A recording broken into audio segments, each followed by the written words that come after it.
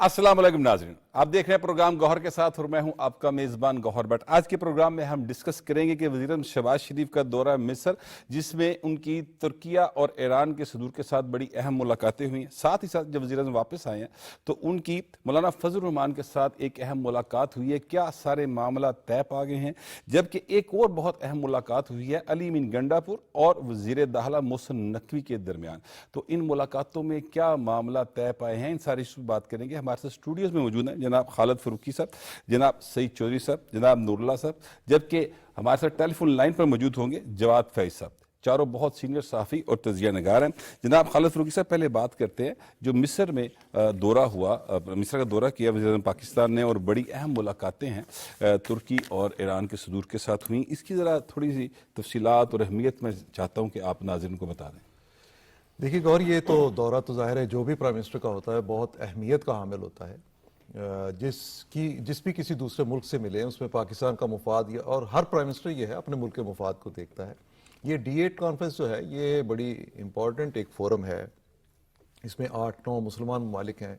Istanbul इसका एक मुस्तकिल हेड क्वार्टर है और इसमें 97 में ये मेरा ख्याल है शायद तंजीम ये कायम हुई थी, ये फोरम जो था।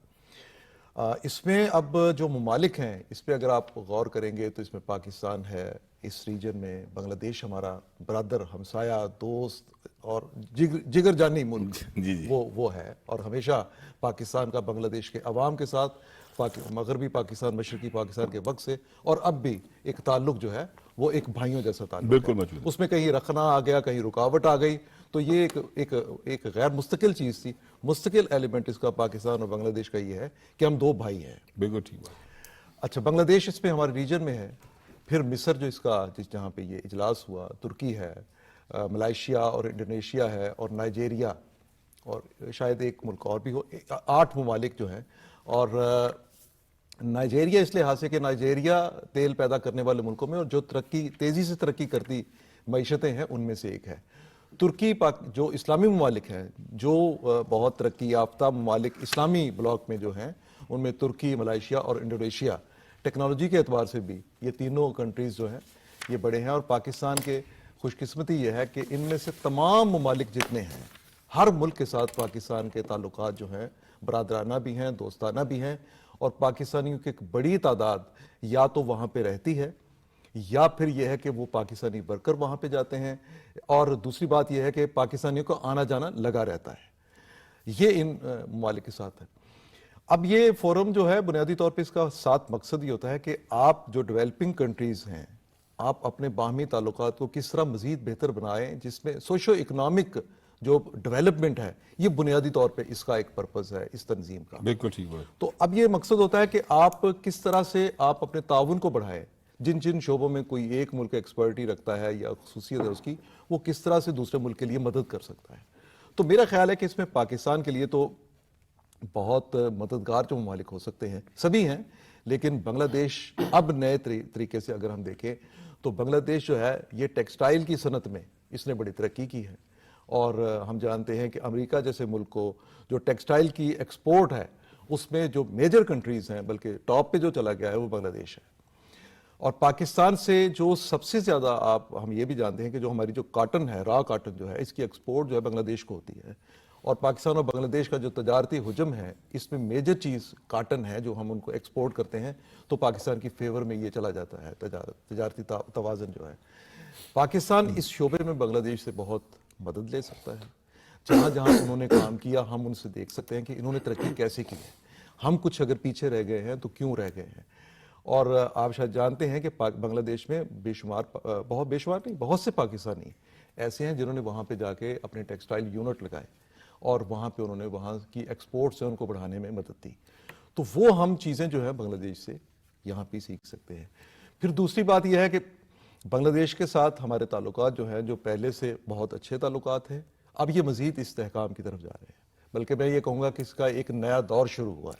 सर, वो जो तुर्की के सदर से प्राइम मिनिस्टर की मुलाकात हुई ना फरूकी साहब, उसमें 5 अरब डॉलर तक जो है वो दो तरफा तजारती हदफ जो है ना उसको हासिल करने के लिए इकदामात से जो सब तय किया गया कि उसके लिए भरपूर तरीके से इकदामात किए जाएंगे। अच्छा, इस दौरे का एक मकसद तो ज़ाहिर है फरूकी साहब ये बता रहे थे कि वो सोशो इकनॉमिक है, ये कॉन्फ्रेंस इस तरह के फोरम्स इसी का मकसद के लिए होते हैं, लेकिन इसका एक पॉलिटिकल इम्पैक्ट भी आता है जो आलमी सियासत है उसके हवाले से। जैसा मैं चाहता हूँ उस पर थोड़ा सा आप तबसरा फरमा दें। ये देखें, ये एक तरह से आप ये भी कह सकते हैं कि ये तरक्की पजीर ममालिक जिनमें तकरीबन सारे ही इसमें मुस्लिम ममालिक जो हैं वो शामिल हैं। ज़ाहिर है फिर जब एक किसी ख़ास मकसद के लिए फ़ोरम बनाया गया होता है तो जो सियासत है, जो सियासी मामलात हैं, जो आलमी सियासत है, वो हमेशा उससे जुड़ी होती है, उसको अलग किया नहीं जा सकता। तो अब जो मुलाकातें हुई हैं, जैसा कि फरूकी साहब ने बांग्लादेश की बात भी की है, बांग्लादेश के जो इस वक्त सरबराह कह सकते हैं आप उनको, उनके साथ भी मुलाकात हुई है, इंडोनेशिया के सदर के साथ भी मुलाकात हुई है, तुर्की ईरान के साथ भी मुलाकात हुई है। तो वहाँ सिर्फ ये जो साइडलाइन मुलाकातें होती हैं उनमें जो मौजू होता है वो महदूद नहीं होता। सिर्फ ये नहीं होगा कि जनाब ये हम जो है इतने अरब 5 अरब की जो है जनाब जो है अपनी तजारत जो है आपस में, ये इसके अलावा भी बहुत सारे मामलात होते हैं, जो रुकावटें होती हैं, जो आलमी रुकावटें होती हैं, आलमी मसाइल होते हैं, वो भी डिस्कस होते हैं। मसलन अब ईरान के साथ जो मुलाकात हुई, ईरान बड़ा अहम मुल्क है, हमारा हमसाया है, बरादराना तल्लुकात है हमारे उसके साथ, तो उस पर कुछ पाबंदियाँ भी हैं तजारत के हवाले से। पाइपलाइन वाला मसला हमारा अभी तक उन पाबंदियों की वजह से रुका हुआ है ईरान के साथ, गैस पाइपलाइन वाले की मैं बात कर रहा हूँ। तो इस हवाले से भी वहाँ अगर तजारत पे बात हुई है तो इस हवाले से भी बात हुई होगी कि उन पाबंदियों के अंदर रहते हुए जो अमेरिका ने इम्पोज की हुई हैं और जो अमेरिका के इत्तेहादी ममालिक हैं उन्होंने इम्पोज की हुई हैं ईरान पे, तो ज़ाहिर है उनके अंदर रहते हुए हम कैसे एक दूसरे अपना रास्ता निकाल सकते हैं। वैसे तो जो पाबंदियाँ पाकिस्तान पे भी उन्होंने जो लगाई हैं 4 अदारों पे, जो हमारा बैलिस्टिक मिसाइल टेक्नोलॉजी वाला मामला है उसमें। अच्छा, मैं वैसे अगर देखूँ ना अमेरिकी पाबंदियों को तो शर्म से ना हमेशा खैर निकली है जब भी हुआ है। पहले 1976 में स्मिंगटन तरमीम आई, जनाब पुरअमन मकासद के लिए जो मुल्क है एटमी टेक्नोलॉजी इस्तेमाल करेगा ठीक है, वरना मदद नहीं देंगे हम। उसके साथ ही अफगानिस्तान वाला इशू आ गया और 1980 में अमेरिका जिसने पाबंदियां लगा रहा था हमारे ऊपर, वो मजबूर हो गया, 40 F-16 का हमारा उनके साथ सौदा हो गया। फिर उसके बाद एक और प्रेसलर तरमीम आ गई कि जनाब सदर सर्टिफिकेट दिया करेगा, तो सदर साहब जब तक अफगानिस्तान का इशू चलता रहा सर्टिफिकेट देते रहे। 1990 में बुश साहब ने इनकार कर दिया सर्टिफिकेट देने से कि जनाब ये एटमी सलाहियत हासिल करने की कोशिश नहीं कर रहा। तो उसके अंदर F-16 का जो एक खेप आ गई, बाकी उन्होंने रोक ली क्योंकि सदर साहब सर्टिफिकेट नहीं दे रहे थे। उसका नतीजा क्या हुआ कि हम ये सोचने पर मजबूर हो गए कि यार कितनी देर तक हम उनका सहारा लेते रहेंगे, क्यों ना अपना काम शुरू किया जाए। और JF-17 थंडर इसकी मिसाल आपके सामने आ गई। फिर इसी तरह 98 में जब हमने एटमी धमाके किए हैं उसके बाद पाबंदियां लगाई गई, तो उन पाबंदियों में हमने सर्वाइव किया, निकले और साबित किया कि हम एक ऐसी कौम है कि अमेरिका की इमदाद के बगैर या बैरूनी इमदाद के बगैर भी जी बिल्कुल अपना निज़ाम जो है बिल्कुल ऐसे वो चला सकते हैं। तो बहरहाल ये ईरान वाले मामले पे थोड़ा सा वो पाबंदियों वाला एक इशू आ जाता है। बाकी दीगर ममालिक के साथ जो हमारे ताल्लुक, इंडोनेशिया के साथ, इंडोनेशिया ने 1965 की जंग में जिस तरीके से हमारी मदद की है और उन्होंने जंगी मशक़ें शुरू की वहाँ दूसरी तरफ इंडिया के, तो इनके साथ तो हमारे बहुत दरीना आप कह लें ईरान दुनिया का जो इस वक्त जो सईद चौधरी बात कर रहे हैं, दुनिया का जो मेजर इशू इस वक्त बना हुआ है सीरिया का। दो कंट्रीज जो है ईरान और तुर्की, क्योंकि शाम के साथ उनके बॉर्डर्स मिलते हैं, तो दोनों कंट्रीज उससे रिलेटेड हैं और उन दोनों मुल्कों को मौका मिला है ये कि बाकी इस्लामी ममालिक जो है और मिस्र जो है, मिस्र और शाम का हमेशा, क्योंकि अरब रीजन में ये 3 जो मिस्र शाम इनकी जंग ही इसराइल से 3 बार हुई, तो मिस्र भी उसमें पार्टनर है उस शाम का रहा। तो अब मिस्र भी इससे मुतासरा है, ईरान भी और तुर्की भी।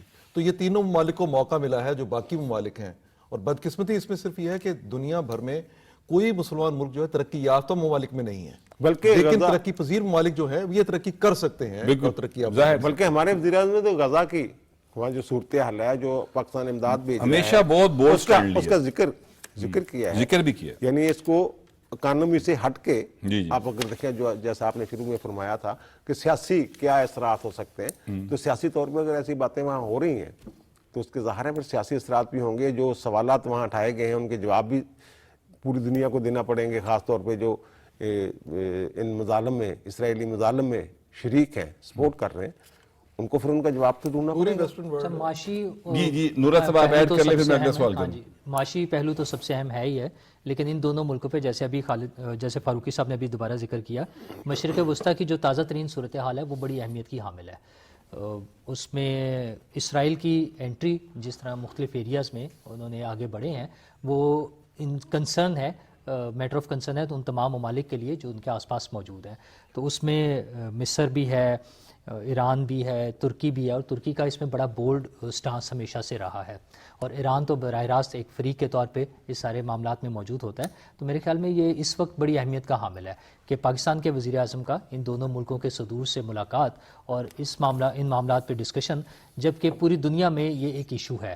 اگرچہ اس پہ تھوڑی سی خاموشی ہے، اسرائیل کی جارحیت کے حوالے سے اس طرح سے ریاکشن نہیں آیا جیسے کہ آنا چاہیے تھا، لیکن وہ تازہ ایک جھگڑا ہے اور ایک تبدیلی آ رہی ہے وہاں پر، اس کی نظر یہ ہو رہا ہے. لیکن اس کے مستقبل میں بڑے گہرے اثرات ہوں گے، اور وہ اسرائیل کی جو توسیع پسندی کی پالیسی ہے جو اس سے پہلے ہم گزشتہ ایک سال میں غزہ کے حوالے سے دیکھ رہے ہیں، اب لبنان اور شام کے حوالے سے جو اس کی توسیع پسندی کی پالیسی ہے وہ بڑی خطرناک ہے.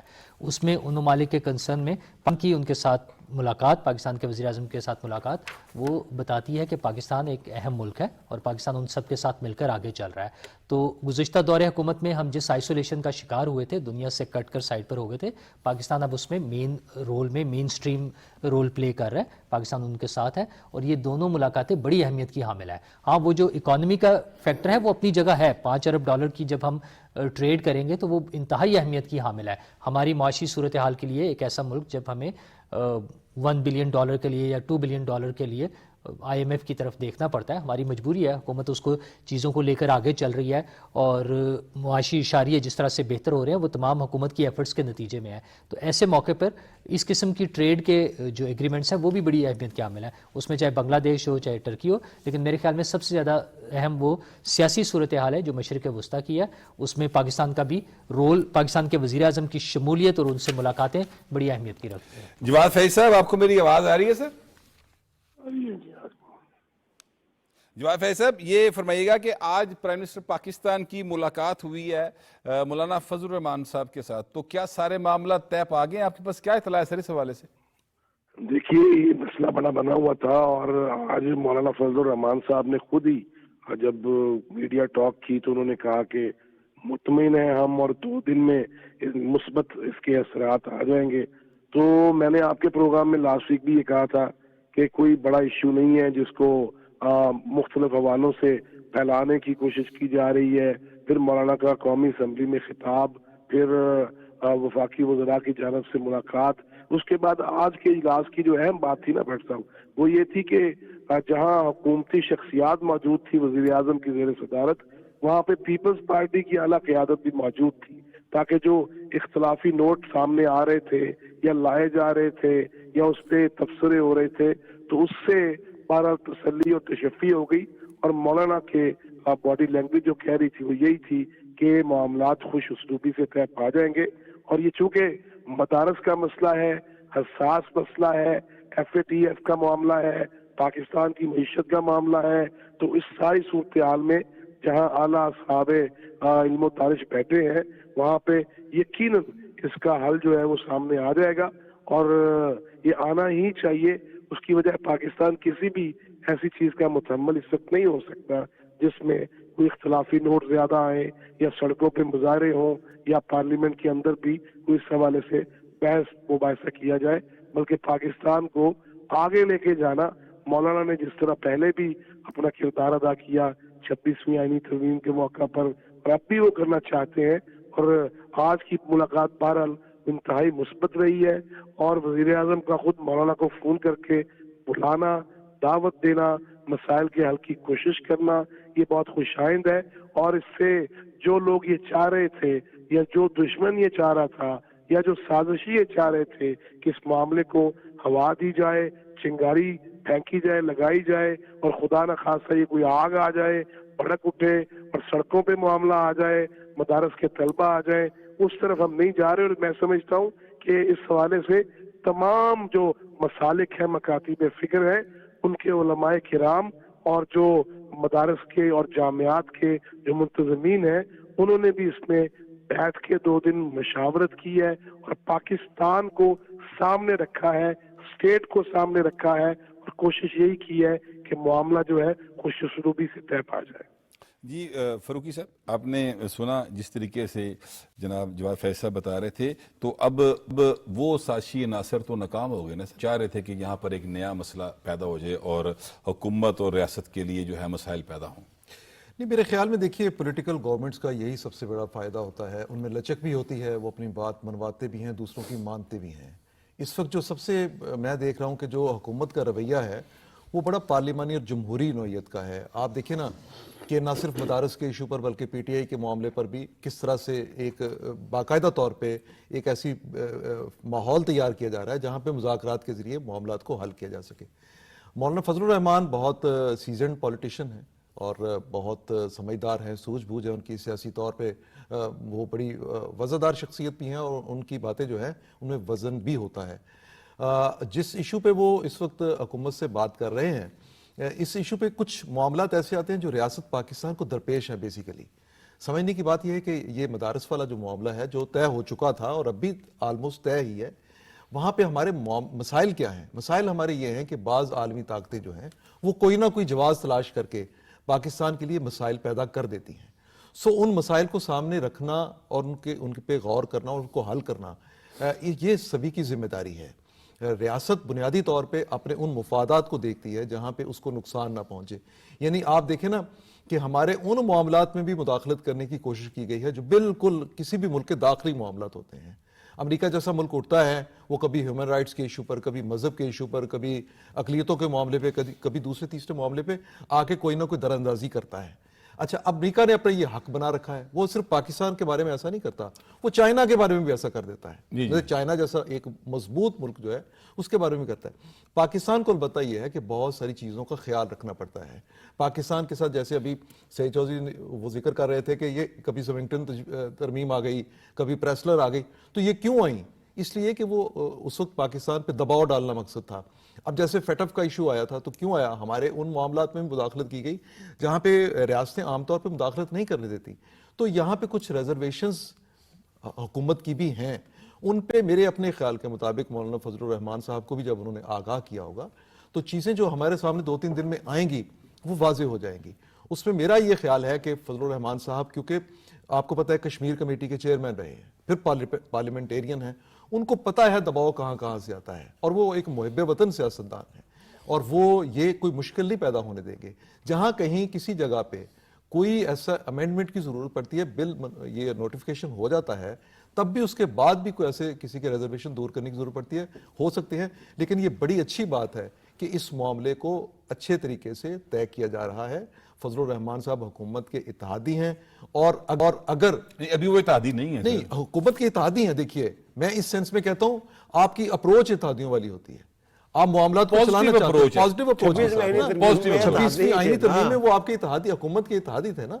सो इसलिए ये है कि मैं, अब पीपल्स पार्टी भी हुकूमत में शामिल नहीं है, लेकिन वो इत्तेहादी है। लेकिन वो इत्तेहादी हैं। लेकिन ये देखें ना, मैं सिर्फ थोड़ा सा क्लैरिफाई इसलिए करना चाहता हूं कि जो पीपल्स पार्टी है ना सर, उनके वोट से हुकूमत बनी है। मौलाना फजलुर आप चले गए टेक्निकलिटी में, मैं उसको एडमिट करता हूं, ये बात बिल्कुल ठीक है। लेकिन मैं ये कहता हूं कि जब भी कोई शख्स बैठ के आपके अच्छे मामलात में आपके साथ चलता है तो ये एक फजलुर रहमान साहब का और नवाज शरीफ साहब का बहुत ताल्लुक है, फजलुर रहमान साहब का और आसिफ जरदारी साहब का बहुत ताल्लुक है और हम जानते हैं सर। तो ये मेरे ख्याल के मुताबिक हुकूमत में किसी का होना या ना होना ये मैटर नहीं करता, बल्कि एक पॉजिटिव अप्रोच के साथ मामलात को हल करना ये मैटर करता है। तो बड़ी अच्छी बात है वो ये मामला हल कर रहा है। अच्छा, ये मामला हल हो रहा है और अच्छी बात है, ये मामला हल हो जाएगा।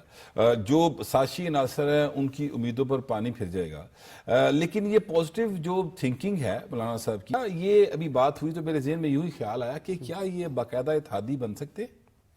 ये पहले तो इस पे बात कर लेते हैं ना मौलाना साहब, जो अंदर मुलाकात करके हैं और जी, जी, उसके जी, बाद जरूर, उन्होंने जरूर, जरूर। जो गुफ्तगू की है बाहर आके और कहा कि मुस्बत मुलाकात रही है हमारी, तो इसमें मौलाना साहब जो एक ज़ीरक सियासतदान है और वो कभी इंतशारी सियासत की तरफ नहीं गए, और ना ही पाकिस्तान में इस वक्त जितनी भी जमातें हैं ना, मैं पूरे दावे के साथ ये बात कर रहा हूँ, कोई भी पाकिस्तान में इस वक्त फितना और इंतशार नहीं चाहती मासवाए एक जमात के।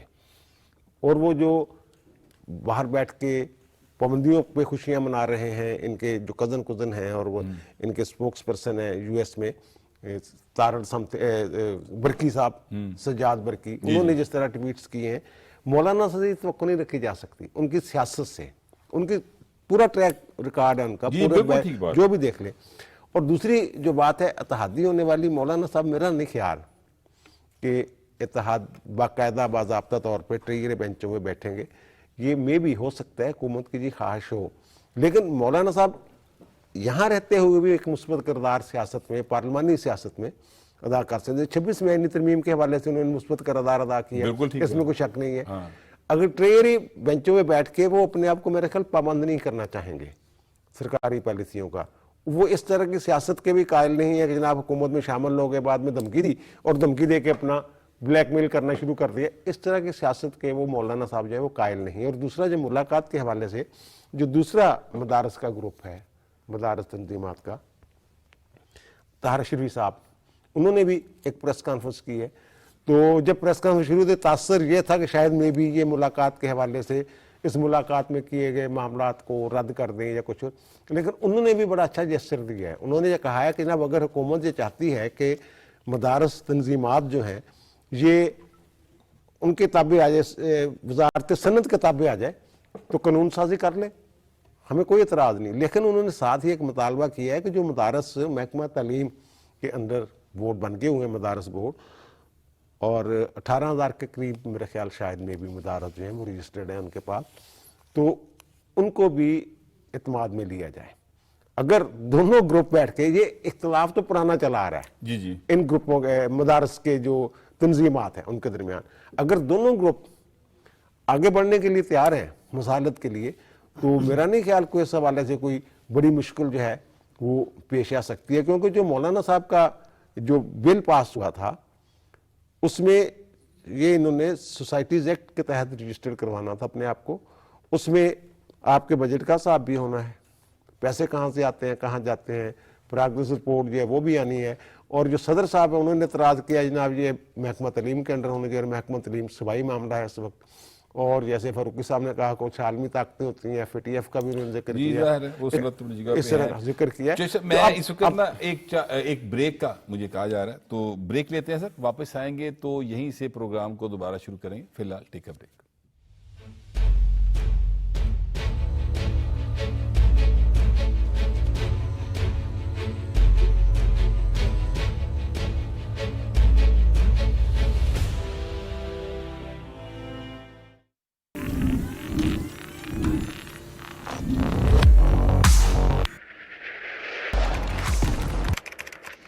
Yes, yes.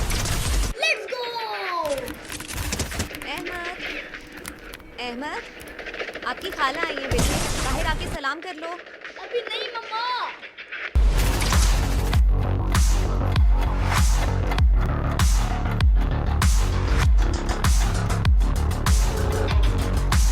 No, no.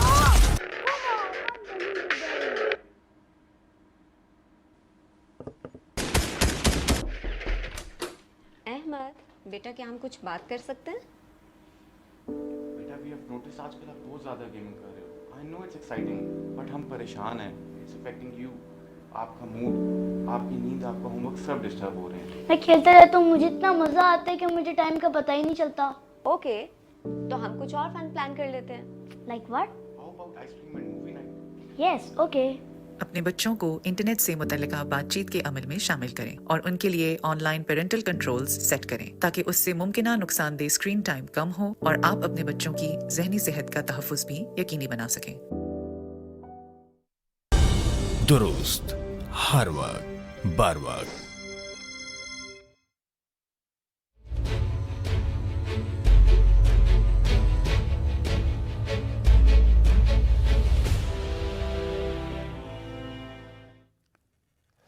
Welcome back. Break पे जाने से पहले सही चीज़ सब अपनी बात कर रहे थे, अपनी बात कंप्लीट कीजिए, फिर मैं अगले मौजूद की तरफ वो जाऊंगा। मैं अर्ज कर रहा था कि दोनों फरीक जो है वो मुस्बत अंदाज में इस मुलाकात को देख रहे हैं। ज़ारा मौलाना साहब ने तो मुलाकात की है, वो तो बाहर आके जो उन्होंने बातें की, और दूसरा जो ग्रुप है मदारस तंजीमात का, उन्होंने भी इसको मुस्बत अंदाज में ही लिया है। अब एक इसमें थोड़ा टेक्निकल मसला जो मुझे नज़र आ रहा है कि मौलाना साहब का ख्याल ये है कि जो एतराज़ात लगाए थे सदर मुमलकत ने, उसके बाद स्पीकर ने कौमी असम्बली ने उसका जवाब दे दिया है। तो अब ये बिल जो है इसको मंजूर तस्वर किया जाना चाहिए, ऐसा नहीं है। मेरा ख्याल इसमें थोड़ी सी पेशरफ्त इस अंदाज में भी हो सकती है कि जो एतराज़ात हैं, जो अबहाम हैं सरकार को या दूसरी फ्री कैन को, या वो कहते हैं कि हमसे भी बात की जाए, तो उस हवाले से मेरा ख्याल है ये इसमें तरमीम बिल में जो बिल आएगा इसमें कुछ तरमीम की जाएगी, और ये बिल जो है ये फिर मुश्तरका अजलास में बहरहाल जो भी होगा वो आइन और कानून के मुताबिक ही होगा। आइन ये कहता है कि जनाब ये मुश्तरका अजलास में दोबारा पेश किया जाए, वहां से जब पास होगा सिर्फ स्पीकर के लेटर लिखने से ये जो है सदर इसकी अप्रूवल नहीं देगा। बहरहाल आइन और कानून के मुताबिक ही सारे मामला आगे बढ़ेंगे।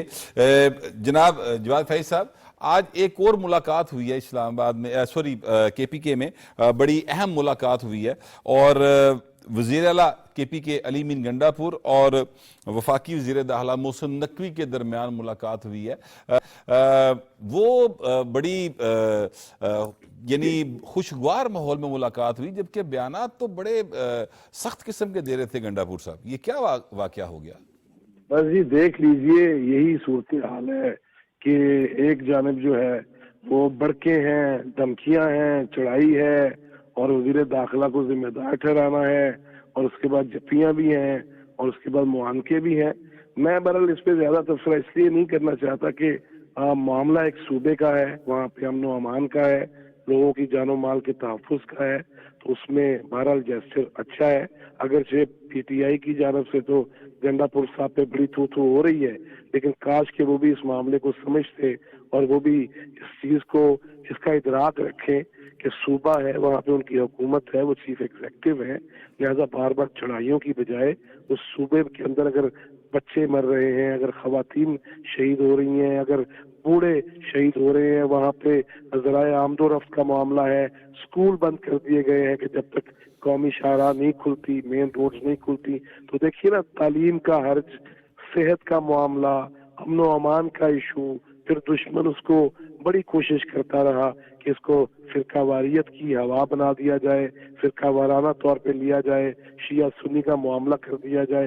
लिहाजा उन सारी चीजों के हटके उनसे अगर आज एक मुलाकात हुई है, तो आज शायद पहला दिन होगा जिसमें मैं गंडापुर साहब पे उस तरह से तनकीद नहीं करना चाहूंगा कि उनके सूबे में जब वज़ीर दाखिला पहुंचे हैं तो उन्हें ऐसा ही करना चाहिए था, और आखिरकार यही मसलों का हल है जिस तरफ जाया जाएगा। और बरादर अकबर फारूकी साहब जिस तरह फरमा रहे थे कि मुज़ाकरात की टेबल ही है, मिलजुल के ही मसाइल का हल निकालना है, और अगर ये नहीं करेंगे, अगर बार बार ये चढ़ाइयों की बात करते रहेंगे, अपने सूबे पे तवज्जो नहीं देंगे, तो फिर मामला बहुत खराब हो जाएगा। हमने अभी ये भी देखना, और आज देखें सूबाई एपेक्स कमेटी के इजलास में वहाँ जो बंकर हैं उनके खात्मे की बात हुई, वहाँ जो असलहा है उसके रोकथाम के हवाले से फैसला हुआ, तो ये भी बहुत खुशाइंद है कि ये जो वहाँ का कल्चर बताया जाता था कि जिसके हाथ में मर्जी पिस्तौल पकड़ा दो, क्लाशरकोफ दे दो और वो बहादुरी का सिंबल बन के फिरता रहे, अगर उसकी भी हौसला शिकनी होगी, अगर उस पर भी अमल दरामद हो जाएगा, तो मेरा ख्याल है नेक्स्ट टाइम गंडापुर भी इस्लामाबाद आएंगे तो उनके पास असला नहीं होगा, ये यकीन रखना चाहिए हमें। अच्छा खालिद फारूकी साहब, आप इस मुलाकात को कैसे देखते हैं? वैसे जो फैज साहब कह रहे हैं ये बात मुझे भी ऐसे ही लगी कि बड़ी एक मुस्बत पेशरफ्त मैं इसको समझता हूँ। जो बहुत ज़्यादा तल्ख जुमले इस्तेमाल करते थे, बड़ा ज़बानो बयान में बाकायदा आग उगल रही थी ना उनके बयान, जिस तरह की वो बातें कर रहे थे, लेकिन आज जब मुलाकात हुई है तो चीज़ों को बड़ा फाहम तफहीम से आगे बढ़ाने की तरफ गए हैं। ये तो बड़ी अच्छी बात है। अच्छी बात यह भी है कि एपेक्स कमेटी में बहुत से दूसरे लोग भी शरीक थे।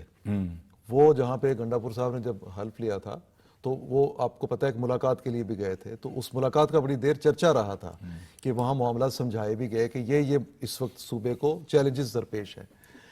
जो भी वजह हो, बहरहाल आज पहली बार ये एहसास हुआ कि KP की हुकूमत जो है یہ وفاقی حکومت کے ساتھ مل کر یا وفاق کے ساتھ مل کر معاملات کو سالو کرنا چاہتی ہے. آپ کو معلوم ہے کہ کچھ دن پہلے جب یہ ابھی اسلام آباد والا واقعہ ہوا تھا، اس کے بعد جب یہ واپس گئے ہیں گنڈا پور، تو تب بھی انہوں نے کہا کہ اختلافات اپنی جگہ پہ، مجھے تو اتنی پلاٹون چاہیے ایف سی کی تاکہ ہم یہاں پہ امن و امان کی صورتحال کو بہتر بنا سکیں. ان کے لہجے میں تبدیلی تبھی تھی. اصل میں ان کی بھی کچھ مجبوریاں ہیں.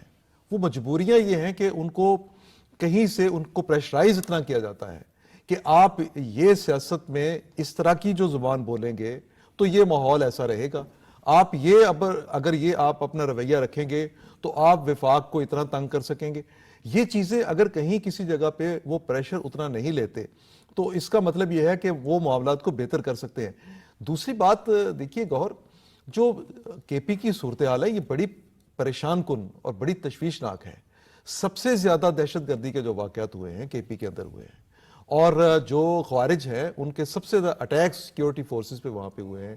آپ ذرا ان شہیدوں کی تعداد گنیے نا، جو پولیس اور دوسرے سیکیورٹی فورسز جو ہیں ان کے جتنے شہید ہیں، اور وہ کس مقصد کے لیے، کس پرپز کے لیے؟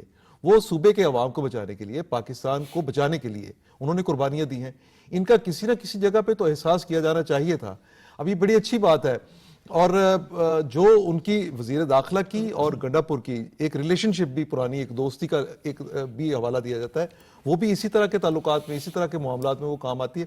لیکن اب اگر یہ جو دہشت گردی کا معاملہ ہے وہ، یا پھر امن و امان کی یہ جو صورتحال پیدا اس وقت ہوئی ہے، اس پر اگر قابو پانے کے لیے وفاق اور صوبہ مل کے یہ کام کرتے ہیں تو میرا نہیں خیال کہ اس معاملے کو حل کرنے میں کوئی تاخیر ہو سکتی ہے. کرم کا واقعہ جو تنازع ہے اگرچہ پرانا ہے، لیکن اس پر یہ ہوا کہ اس پہ توجہ نہیں دی گئی. اور آپ یہ دیکھیں نا کہ پچھلے کتنے سال سے کے پی میں حکومت ہے پی ٹی آئی کی. اس کا مطلب ہے کہ انہوں نے اس سے پہلے اس پہ توجہ نہیں دی. اب موقع ہے کہ اس پہ توجہ دی جائے اور اس معاملے کو جو ہے حل کیا جائے. وہاں پہ بنکر ختم کیے جانے چاہیے، وہاں کے بڑے برے حالات ہیں، وہاں پہ لوگوں کو میڈیسن نہیں مل رہی. پی ٹی آئی کی جتنی دیر سے بھی حکومت ہے لیکن وہاں پر مسائل بڑھتے ہی جا رہے ہیں فروخی صاحب. وہاں پر ہیلتھ ایشوز جو ہیں وہ بالکل اس کی طرف توجہ نہیں دی جاتی.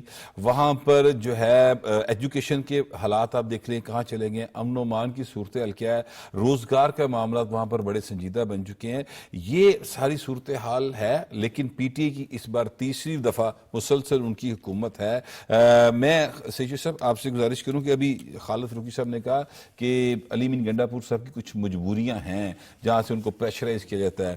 تو میں یہ سمجھتا ہوں کہ قومی مفاد کے سامنے کوئی مجبوری نہیں ہوتی. قومی مفاد سے بڑی کوئی مجبوری نہیں ہوتی. تو علی مین گنڈا پور ہوں یا دوسرے لوگ ہوں، ان کو قومی مفاد کو ترجیح دینی چاہیے. آپ میری اس بات سے اتفاق کرتے ہیں؟ یہ دیکھیں، بالکل دیکھیں، جیسے آپ نے فرمایا کہ جناب بڑی اچھی ملاقات ہوئی جب وہاں گئے ہیں. یہ صوبائی اپیکس کمیٹی کا اجلاس تھا اور علی مین گنڈا پور صاحب نے ان کو اپنے ساتھ بٹھایا، یعنی کہ دو لوگ تھے جو کرسی صدارت میں بیٹھے ہوئے تھے. ایک علی مین گنڈا پور صاحب جو افیشیلی اس صدارت کرنی تھی، ساتھ انہوں نے یعنی اس حد تک توقیر دی، ان کو عزت دی وزیر داخلہ کو، اپنے ساتھ انہوں نے ان کو بٹھایا. اور اس سے جو ایک ہیجانی کیفیت ان لوگوں کی وجہ سے، پی ٹی آئی کی جو ایک دو شخصیات کی وجہ سے جو ایک ہیجانی کیفیت برپا ہو جاتی ہے، کیا آپ اس میں تھوڑا سکون محسوس نہیں کر رہے؟ ہم یہاں بیٹھے ہوئے بھی اس بات میں خوش ہو رہے ہیں کہ یار چلو یار کچھ نہ کچھ تو معاملہ جو ہے وہ مثبت انداز میں آگے بڑھ رہے ہیں. اور جو گنڈا پور صاحب ہیں، حلف اٹھانے سے پہلے فروخی صاحب نے ان کی بات کی. آج بھی ظاہر ہے اپیکس کمیٹی میں جو متعلقہ فوجی کام ہے وہ بھی موجود ہوتے ہیں، وہ موجود بھی تھے. اور ماضی میں اپیکس کمیٹی جو وفاقی اپیکس کمیٹی ہے، وہاں جتنے بھی اجلاس ہوتے رہے ہیں جہاں ان کو گنڈا پور صاحب کو مدعو کیا گیا، جب وفاق کے جو مختلف کمیٹیز وغیرہ کے اجلاس ہوتے ہیں، جب بھی علی مین گنڈا پور کو بلایا گیا، دعوت دی گئی، علی مین گنڈا پور نے تمام اجلاس جو ہے وہ اٹینڈ کیے. اور یہاں جو مثبت انداز میں بات آگے بڑھنے والی ہے وہ کرم دیکھیں نا، ان پہ تنقید بڑی ہوئی تھی. اس طرف وہاں پارا چنار میں کرم ایجنسی میں آگ لگی ہوئی تھی، سب کو پتا کیا ہو رہا تھا. اور یہ اسلام آباد میں چڑھائی کر رہے تھے کسی کو خوش کرنے کے لیے، اپنی قیادت کو خوش کرنے کے لیے. اور اس پہ جو ان پہ تنقید ہوئی ہے، ظاہر ہے اس کا مداوع بھی ہونا چاہیے. اور اب جس انداز میں انہوں نے جو فیصلے کیے ہیں اپیکس کمیٹی نے، اگر اس پہ عمل درآمد ہو جاتے تو میرا خیال ہے زیادہ دور نہیں ہے وہاں امن جو ہے اگر سڑکیں کھل جاتی ہیں, اب دیکھیں نا ایئر ایمبولینس کے ذریعے یا ہیلی کاپٹرز کے ذریعے ادویات آپ اتنے لوگوں کو کیسے پہنچا سکتے ہیں؟ اس کے لیے سڑکوں کا کھلنا جو ہے وہ بڑا ضروری ہے. اور میرا خیال ہے کہ یہ کوئی زیادہ لمبا نہیں چلنا, یہ دنوں کی بات میں سمجھ رہا ہوں. جو مجھے نظر آیا ہے ایپیکس کمیٹی کے اعلامیے سے یا جو خبریں آئی ہیں اس سے, کہ یہ دنوں میں معاملات جو ہیں کرم کے کافی حد تک حالات جو ہیں یہ معمول پہ آ سکتے ہیں. نور اللہ سر, یہ ابھی انہوں نے کہا کہ تنقید کافی ہوئی علی امین گنڈا پور کے رویے کے اوپر کہ وہاں پر اتنے سارے معاملات جو ہیں وہ خراب ہوئے اور وہ مسلسل وہ کسی کو خوش کرنے کے لیے اسلام آباد کی طرف چڑھائی کر رہے تھے. آپ کے خیال میں یہ تنقید کی وجہ سے وہ آج اس ملاقات پر مجبور ہوئے ہیں یا بات کچھ ہو رہا ہے؟ نیت کی وجہ سے نہیں, وہ اس سے پہلے بھی جیسے بھی ذکر ہوا, جب اس لیول کی میٹنگز ہوتی ہیں ایسے پلیٹ فارم پہ, ایپیکس کمیٹی چاہے صوبائی ہے چاہے وفاقی ہے, ان میں وہ آتے ہیں اور ان کا رویہ بڑا خوشگوار رویہ ہوتا ہے.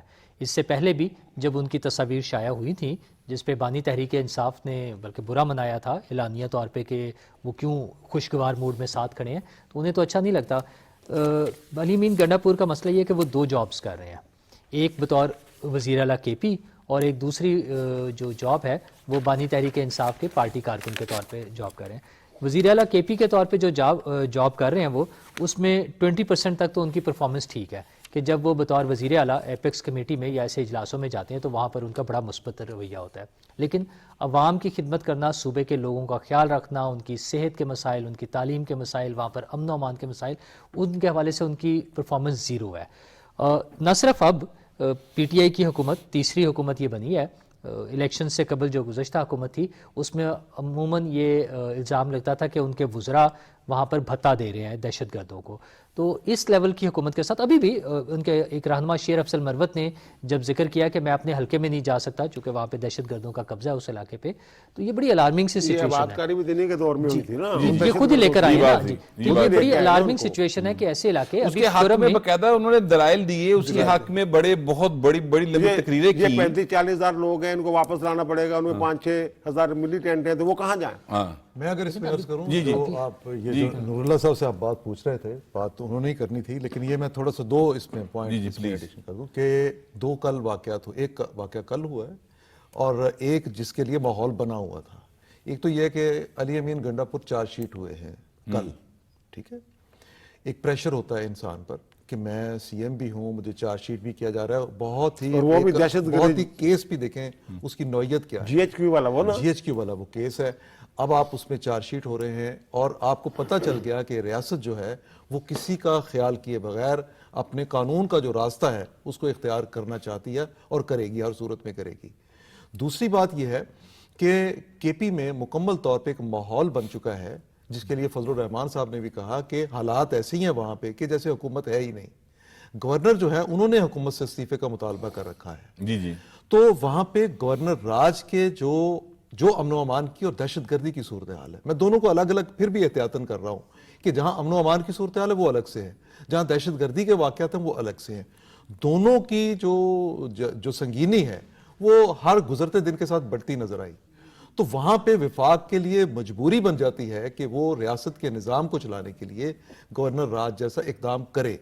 یہ اقدام جو ہے اس سے بچنے کی سیاسی طور پہ اگر وزیر اعلیٰ کوشش کرتے ہیں تو یہ ایک مثبت بات ہے. یہ اور آج کی ملاقات اور خوشگوار ملاقات کرنے کا مطلب اس جو ممکنہ طور پہ گورنر راج کی باتیں ہو رہی ہیں ان کو کاؤنٹر کرنا, اور یہ ہے کہ وہ حالات اگر میں یہ سمجھتا ہوں کہ اگر وزیر اعلیٰ خود سے سیریسنس دکھاتے ہیں معاملات کو چلانے میں تو گورنر راج کی ضرورت نہیں ہونی چاہیے. اگر کہیں گنجائش بنتی بھی ہے اس گنجائش کو منیمائز کرنا چاہیے. یہ وفاقی حکومت کو اس بارے میں ضرور سوچنا چاہیے. ہم یہ چاہیں گے, مطلب میرے جیسا پاکستانی یا کوئی بھی ایک عام شخص جو ہے, جرنلسٹ جو ہے, وہ صحافی, وہ کوئی ہر بندہ جو ہے وہ یہی کہے گا کہ جہاں پہ سسٹم کو چلایا جا سکتا ہے پارلیمانی جمہوری طریقے سے ویسے ہی چلایا جائے. لیکن اگر کہیں انتظامی ایشوز ایسے آ جائیں تو دنیا بھر میں ایسا ہوتا ہے, پاکستان میں بھی ایسا ہو سکتا ہے, ماضی میں ہوتا رہا ہے.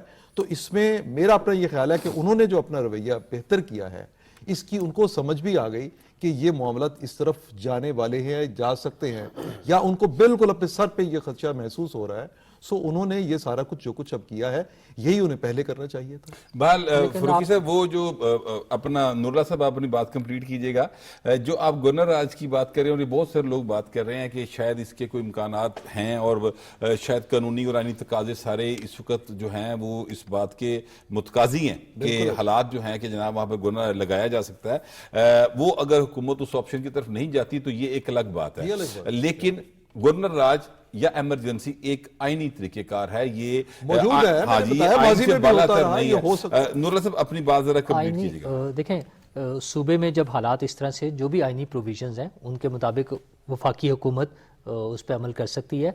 असल में वहाँ पे के जो ख़राब हालात हैं वो बड़ी अहमियत के हामिल हैं। आप देखें, कुरम का जो वाक़या है, तकरीबन 100 के करीब लोगों की जानें गई, और अभी ख़ुद उनके जो मुशीर इतलात हैं वो फरमा रहे थे कि 23 बच्चों की जानें गई हैं अद्वियात की कमी के बाइस या अद्वियात की अदम फराहमी के बाइस। तो उसके लिए ज़िम्मेदार कौन है? वहाँ पर जो हुकूमत है उनका काम, जी सूबाई हुकूमत का काम है अमन अमान वहाँ कायम करना। वहाँ पर अगर अद्वियात नहीं है तो उनको पहुँचाना सूबाई हुकूमत का काम है। सूबाई हुकूमत वहाँ पे लोगों की खिदमत करने के बजाय वो वफाक पे चढ़ाई करने के प्लान बना रहे हैं। उन्हें एक मुजरिम को जेल से छुड़ाने की कोशिश में लगे हुए हैं।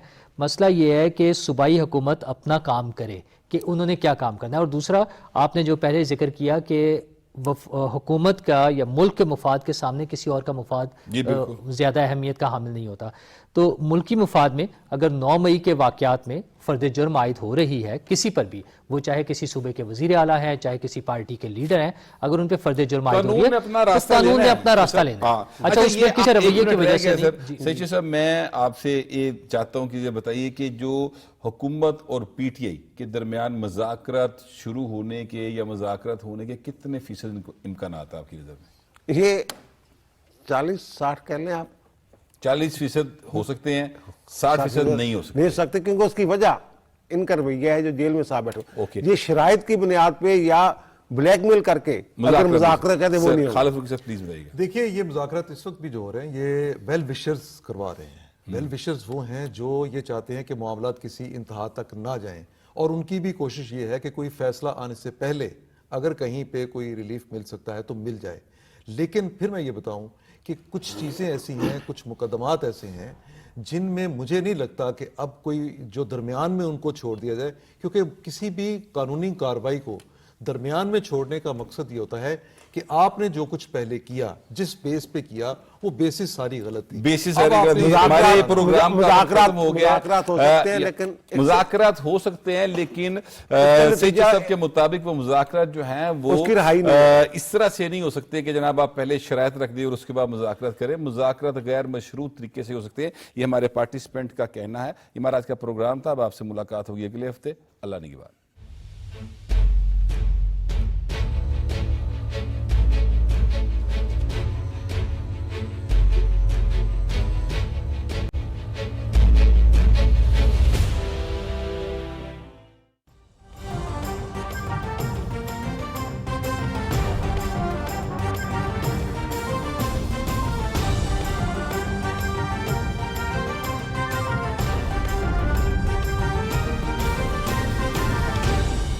दुरुस्त हर वक्त बार वक्त।